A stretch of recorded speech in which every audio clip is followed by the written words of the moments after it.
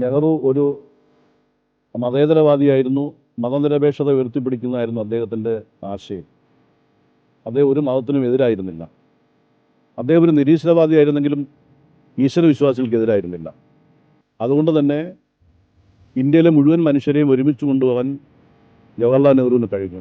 ഇന്നത്തെ സാഹചര്യത്തിൽ നമ്മുടെ നാട് നേരിടുന്ന ഒരുപാട് പ്രതിസന്ധികളുണ്ട്. മതതീവ്രവാദം തീർച്ചയായിട്ടും നമ്മുടെ രാജ്യത്തെ നശിപ്പിക്കും. എല്ലാ മതങ്ങളെയും ഒരുമിച്ച് ചേർക്കുക എന്നുള്ളതാണ്. അതാണ് നമ്മുടെ രാജ്യത്തിൻ്റെ സംസ്കാരവും പാരമ്പര്യവും സംസ്കൃതിയും. ആ സംസ്കാരവും പാരമ്പര്യവും സംസ്കൃതിയും കാത്തു സംരക്ഷിക്കാനും മതനിരപേക്ഷത ഉയർത്തിപ്പിടിക്കാനും നെഹ്റുവിൻ്റെ സന്ദേശങ്ങൾ കൂടുതൽ മുന്നോട്ട് കൊണ്ടുപോകാനും എല്ലാവരും ആ സന്ദേശം മുറുകെ പിടിക്കണമെന്നുള്ളതാണ് ഈ വിധത്തിൽ എനിക്ക് ഓർമ്മിപ്പിക്കുന്നത്.